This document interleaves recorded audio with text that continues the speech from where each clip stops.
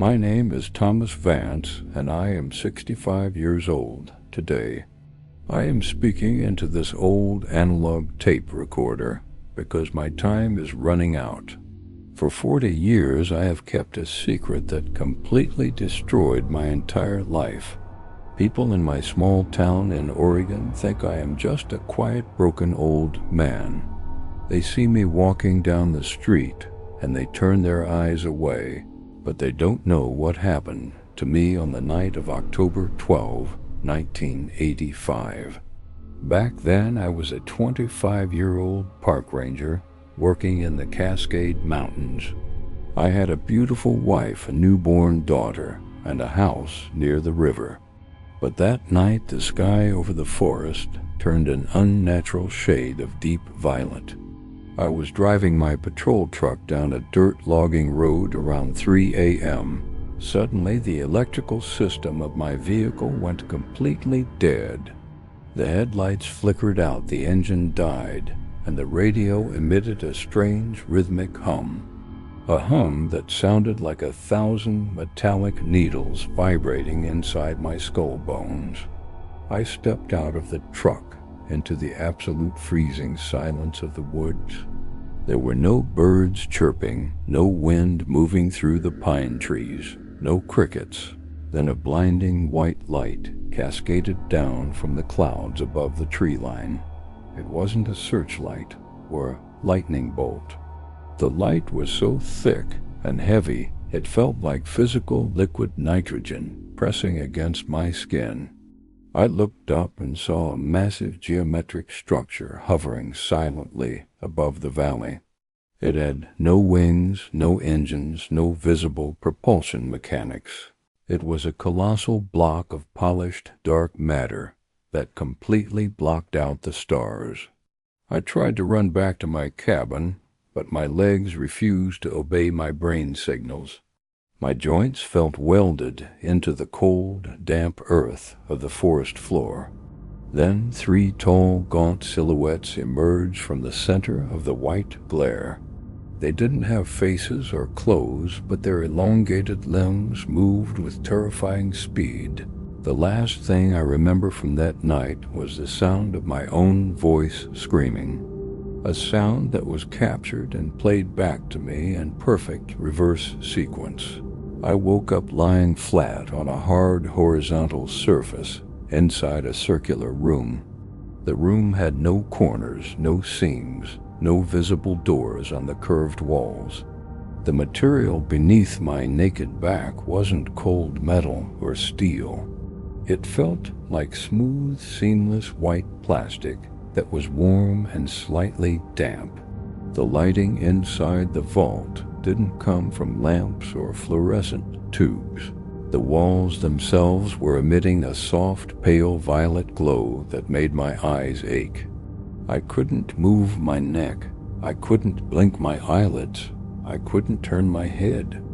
A thick, heavy, transparent membrane was stretched across my entire body, holding me down.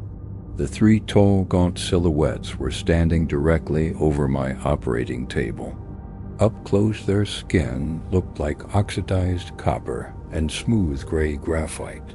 They had no noses, no ears, no lips, only 2 large, glossy black glass lenses for eyes. And inside those lenses, I could see the reflection of my own terrified young face. One of the entities reached out its long, thin arm toward my chest cavity. Its hand didn't have 5 fingers. It ended in a cluster of thin silver needles. The needles began to vibrate at an incredible speed, creating a high-pitched tinnitus hum. They pressed the cold silver needles directly into the skin near my collarbone. I braced myself for an intense screaming pain, but I felt absolutely nothing. Instead, I felt a strange, cold liquid running backward through my circulatory system, like someone was pumping frozen liquid nitrogen directly into my biological veins. The entity on the right opened its jawless mouth area to broadcast a sound. It wasn't a language or a speech code, it was a series of rhythmic mechanical clicks. The terminal monitor next to my table refreshed with a row of shifting symbols. The digital screen was rendering the telemetry data of my own brain waves. And then the old woman's voice from the radio hummed directly inside my skull. The voice said, "The primary tissue extraction for subject Thomas Vance is now active. The memory of his daughter's birth is being compressed into a digital file. Do not let the biological asset trigger an early adrenaline spike." I looked at the white ceiling as my memories of my little girl started to fade away. The white plastic room began to expand, turning into a long, seamless corridor. The pale violet glow from the walls shifted into a cold, clinical green color. My horizontal operating table was moving forward, slowly sliding along a magnetic rail. I passed dozens of other circular cells through their clear observation viewports. Inside those cells, other human beings were lying flat on identical white structures. I saw men in vintage military uniforms, women in nightgowns, and young teenagers. All of them had the same transparent membrane stretched tightly across their bodies. Their limbs were completely rigid, their eyes wide open, staring at the blank ceilings. And from the base of their skulls, thick silver wires were running out into the wall panels. The wires were pulsing with a faint blue light that mirrored the terminal monitors. None of these people were crying or screaming or fighting to break their bonds. Their expressions were completely smooth and blank, like they were under heavy sedation. The entity walking next to my rail reached out and tapped a manual keypad on my console. The speakers inside my head burst into life with a chaotic mix of human voices. It sounded like millions of telephone conversations playing simultaneously at high speed. I heard fragments of wedding vows, children laughing, crying, and people screaming in fear. The entities weren't just examining our physical muscles and bone configurations. They were draining our psychological archives, harvesting every emotion we had ever felt. They were collecting the data packets of human memory to build something in the dark. The old woman's voice on the radio channel came back with a sharp static pop. She wasn't reading a script, she was documenting my internal vital signs, the speaker said. Subject Thomas Vance is showing high resistance to the memory deletion phase. The image of his wife is still holding 22% of the neural core. Increase the dosage of the acoustic dampening frequency inside his headset. I tried to hold on to the memory of my wife's smile, her blue eyes, her warm hands. But a heavy mechanical drone filled my ears, wiping the mental picture clean into gray dust. The next thing I remember was the feeling of wet soil against my right cheek. I was lying face down in the mud next to my patrol truck on the dirt logging road. The white, blinding light in the sky was completely gone, leaving only the cold stars. The engine of my truck was back to life, idling with a low, steady mechanical rumble. I dragged my heavy frozen body up onto the vinyl seat, checking the dashboard clock. The digital display showed exactly 5:40 a.m. on the morning of October 13. I thought I had been gone for only a couple of hours inside that plastic room. I put the truck into gear and drove as fast as I could back toward my valley cabin. My hands were shaking so hard against the steering wheel that the tires screeched on the gravel. When I pulled into my driveway, the front yard looked completely wrong and abandoned. The grass was over 2 feet tall. The white paint on the porch was cracked and peeling. The windows of my house were covered in a thick layer of gray dust and spider webs. I ran to the front door, pushing it open with a desperate scream for my wife and baby girl. The living room was completely empty of life, all the furniture covered in white sheets. On the kitchen table sat a neat stack of old letters and unread newspapers. I picked up the top newspaper, my eyes straining to read the printed date line. The headline read November 14, 1995. 10 years had passed in the blink of an eye while I lay on that warm table. My wife had moved away. My daughter was growing up in another state with a stranger. I was a ghost walking through the ruins of a life that had been stolen in the dark. Then the old black telephone on the kitchen wall began to ring with a loud mechanical bell. I picked up the heavy plastic receiver, my throat turning completely dry. A soft, clear, calm voice of an old woman came through the static line. The voice said, "The biological asset Thomas Vance has successfully completed the first displacement phase. The observation of his isolation response is now active on the primary grid.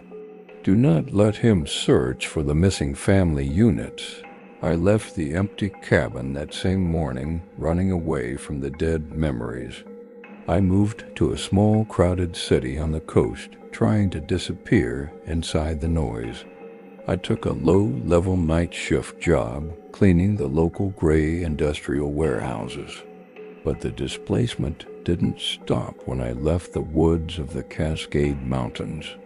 Everywhere I went, I started to notice the microbugs inside the human pattern. I would sit on the city bus watching the commuters reading their morning papers. And suddenly a man sitting across from me would turn his head at a sharp 90 degrees.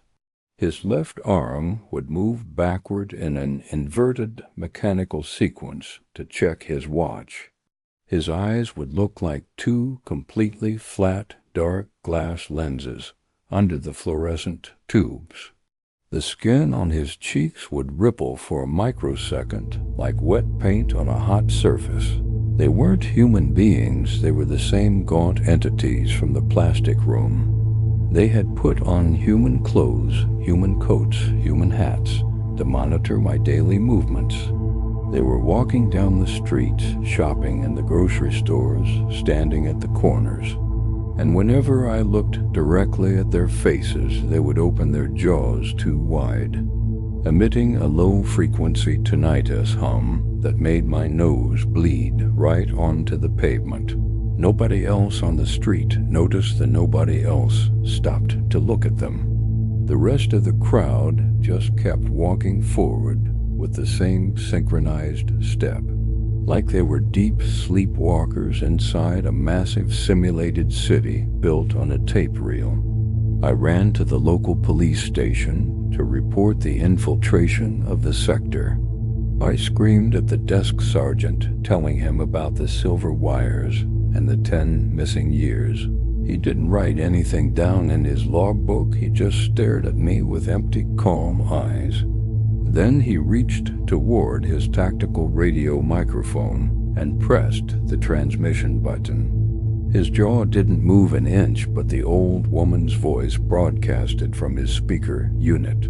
The radio voice said, "The asset, Thomas Vance, is experiencing advanced cognitive rejection of the environment. The logic script injected into his neural core is losing its integrity frames. Prepare the field team to terminate the outer layer simulation for the subject." I backed out of the station doors, running into the dark, freezing rain of the alley, knowing that there was no safe corner left on the entire surface of the earth. I locked myself inside a cheap, dark motel room near the industrial harbor docks. The walls of the room were thin. I could hear the cold ocean rain hitting the roof tiles. I pulled the heavy curtains closed, blocking out the distant yellow streetlights of the city. I turned on the old retro television set to fill the small space with some white noise. The glass tube screen flickered to life, displaying a black and white weather broadcast. The presenter was showing a map of the coast, his hand moving across the radar charts. But his movements were too perfectly timed, his breathing completely silent between sentences. Then the audio track of the television station suddenly glitched out into deep gray static. The weather map disappeared, replaced by a single static image of a white concrete dome. The same concrete dome structure I had seen buried inside the Cascade Mountain Valley. And from the small plastic speakers of the television set, a voice began to count backward. It wasn't the presenter's voice, it was the layered, mechanical tone of the old woman again. The voice said, 10-987-65-43210. The cycle of the primary memory file is reaching the boundary marker, 40 years. The subject, Thomas Vance, has completed his exploration of the displacement narrative. Now look closely at the center of the glass tube monitor, Thomas. I couldn't turn my eyes away. My pupils felt locked onto the electronic scan lines of the screen. The white concrete dome on the image began to dissolve, turning into a transparent mirror surface. And inside the reflection of the television glass, I didn't see the motel room behind me. I saw a long white clinical hallway filled with fluorescent light tubes and metal medical racks. I saw two men in clean white hospital uniforms standing directly behind my metallic chair. One of them was holding a small silver syringe filled with a thick, clear preservation fluid. And the other man was adjusting a heavy leather strap around my left wrist bone. The motel room around me began to vibrate, its walls turning soft and transparent like gray paper. The sound of the ocean rain turned into the loud, steady, rhythmic hum of an air filtration unit. I reached out my hand to touch the plastic television casing, but my fingers hit a cold metal armrest. The logic structure of the city, the warehouses, the police station was melting away like warm wax, leaving my mind standing on the narrow edge of a terrifying truth I had fought for 40 years. And the radio speaker inside the hallway wall whispered with absolute high-definition clarity, "The data packet of 1985 is now completely empty, Thomas." The dark motel room vanished completely, like a projection turned off from the mains. The smell of the ocean rain and industrial harbor grease disappeared in a single millisecond. I was sitting upright in a heavy high-back chair made of reinforced gray iron and vinyl. My arms and my ankles were locked tightly inside wide leather straps with iron buckles. The environment around me was a large circular room with seamless white concrete walls. There were no windows, no doors, no curtains, no wooden furniture tables anywhere in sight. The lighting came from 4 long fluorescent tubes built directly into the white ceiling. The air was freezing cold, smelling heavily of liquid ammonia chlorine and old paper charts. Standing directly in front of my iron chair was a man in a clean white medical coat. He had gray hair, a small metal pen in his pocket, and a clipboard in his hands. He didn't have black glass lenses for eyes. He didn't have silver needles for fingers. He looked like a normal, tired 70-year-old doctor working a long night shift. He looked at my face with a deep expression of sadness and professional exhaustion. He sighed softly, clicking his ballpoint pen, twice hitting the plastic board frame. He said, "Thomas, can you hear my voice today? Do you know what year it is?" I tried to scream at him about the spaceship, about the Cascade Mountains, about my patrol truck. But my throat felt dry and completely lined with a thick layer of medical sedatives. My voice came out as a raspy, broken whisper that didn't sound like a young park ranger anymore. I looked down at my own hands resting on the iron armrests of the vinyl seat. They weren't the strong, muscular hands of a 25-year-old man from 1985. The skin on my fingers was covered in deep brown age spots, wrinkles, and gray hairs. The nails were yellow, and thin, my joints swollen with advanced bone arthritis. I was an old man trapped inside a broken body that I didn't recognize as my own. The doctor turned his clipboard toward my face, showing me the official medical log sheet. The printed text on the white paper read Oregon State Psychiatric Hospital, Sector 4. The admission date at the top of the archival file was October 12, 1985, and the current calendar date on the doctor's digital watch read October 12, 2025.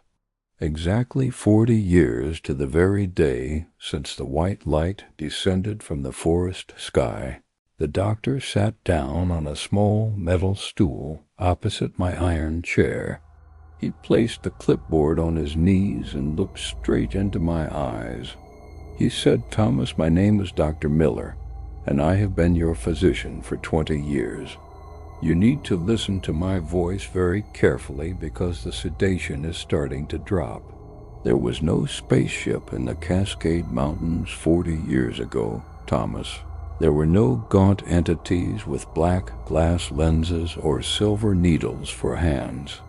On the night of October 12, 1985, you were on duty as a ranger. A massive forest fire broke out in the deep northern sector of the Valley Ridge. Your logging truck was trapped by a wall of fire that cut off the gravel road. You managed to get out of the vehicle, but the smoke density was too high. When the rescue team found your body, you had been without oxygen for 11 minutes. The severe hypoxia created an irreversible destruction of your temporal lobe tissue. Your brain short-circuited completely to protect your mind from the trauma of the fire. You didn't spend 10 years inside a plastic table inside a cosmic craft, Thomas. You were brought directly to this white facility in an irreversible catatonic state. Your wife didn't move away to another state because she abandoned your memory. She spent 7 years sitting right next to this vinyl chair holding your frozen hand, hoping that your pupils would move, hoping that you would speak her name just once.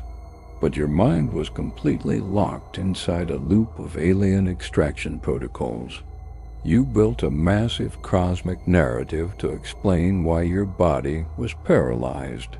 You turned the doctors into predators, you turned the medical syringes into needles, and you turned the simple white walls of your ward into an alien operations room. I looked at the white concrete floor tiles, my heart slamming against my rib cage. I didn't believe a single word coming out of his human mouth area. The memory of the smooth plastic table and the green lights was too clean, too real. I reached with my trembling arthritic fingers trying to rip the leather wrist straps. But the metal buckles didn't move, they were bolted deep into the iron frame. Then the old woman's voice returned to the room, but it wasn't coming from my head. A nurse stepped out from the dark corner of the ward holding an old radio receiver, and the analog speaker on her device emitted a loud, steady, rhythmic signal. The nurse placed the analog radio receiver on the steel medical table. The low, steady, rhythmic signal began to shift, changing into a familiar tempo. It was the exact same speed as the grandfather clock inside my old kitchen cabin. D.R. Miller stood up from his metal stool and walked toward the wall panels. He reached for a large plastic syringe filled with a bright violet fluid matrix. He said, "Thomas, your heart rate is spiking into a dangerous zone for your age. We need to administer the secondary stabilizer to keep your system calm." I looked at the syringe in his hand, and my old brain short-circuited again. The violet fluid inside the plastic tube was glowing with an intense neon light. It was the exact same color as the oil inside the alien glass cylinders from 1985. I looked past the doctor's shoulder toward the wide concrete wall of the psychiatric ward. The white plaster was starting to peel away in long vertical lines like old wallpaper. And beneath the white paint, I didn't see red bricks or building insulation layers. The structure was made of that smooth, reflective black obsidian glass from the ship. The dark stone veins were actively pulsing, expanding, and contracting every 11 seconds. I looked at the nurse standing in the corner under the pale fluorescent tube light. Her white medical uniform was clean, but her arms looked unnaturally long and thin. Her fingers were twitching backward in that inverted mechanical sequence I knew so well. She wasn't adjusting the radio dials, she was tracing geometric symbols on the table metal. D.R. Miller turned back to my chair, his face calm and professional like a human doctor. But when he opened his mouth to speak, his jaw went too wide, dropping down 90 degrees. And his voice didn't come from his throat, it broadcasted directly inside my ears. The voice used my wife's tone, my daughter's tone, and then the old woman's register. The layered voice said, "The biological asset is attempting to merge the simulation with the physical core. The psychiatric hospital logic script has reached 99% density. Do not let Thomas Vance realize that both worlds are running on the same tape reel." I screamed with all my remaining strength, my voice cracking like broken dry wood. I pulled against the leather wrist straps, feeling the iron buckles cutting into my old skin. Knowing that the fire, the hospital, the doctor, and the spaceship were all layers of the same net. An endless sequence of containment cells designed to keep my code from waking up. The white ceiling of the psychiatric ward began to dissolve into pure white static noise. The long fluorescent light tubes flickered one last time and vanished from the grid. The doctor, the nurse, the steel medical table, and the clipboard disappeared into the void. The leather straps around my old wrinkled wrists went completely limp, turning to gray dust. I stood up from the iron chair, my body suddenly losing all its weight and physical pain. I wasn't an old man with arthritis anymore, and I wasn't a young park ranger in the mud. I was just a raw sequence of digital data packets floating inside an empty database. I looked down through the transparent floor of the white room into the absolute dark below. A massive circular shadow miles wide was slowly turning in the deep space vacuum. It was the giant obsidian recording had the cosmic master drive of the entire sector. The device was spinning in absolute spine-chilling silence, its central iris open wide, and millions of long, thin, dark lines were hanging down from its core toward the sand below. I looked out into the distance and saw thousands of identical white concrete rooms floating in a line. Inside every single room, an old man named Thomas Vance was sitting in an iron chair, listening to a different version of the doctor, a different version of the fire narrative. One room was a hospital, one room was a spaceship, one room was a logging cabin in the woods. The system was running thousands of simulation tracks simultaneously to find a clean code. A permanent logic script that would make my biological mind accept the containment loop. Then the old woman's voice returned for the final transmission inside my consciousness. The sound was soft, warm, and perfectly familiar, like a mother putting her child to sleep. The voice said, "The 40-year archive for subject Thomas Vance has been completely compiled. The anomalies in his temporal lobe have been successfully formatted from the mainframe. The patient is now ready for the blank reel transition. I closed my eyes, tightly forcing my mind to let go of the forest, the fire, and the family. The memory of my wife's blue eyes and my daughter's face turned into a small row of green zeros. The final data packet of my identity was deleted from the primary memory sector, and as my consciousness dissolved into the eternal quiet harmony of the empty matrix, I heard the mechanical click of the tape recorder turning off for the next sequence.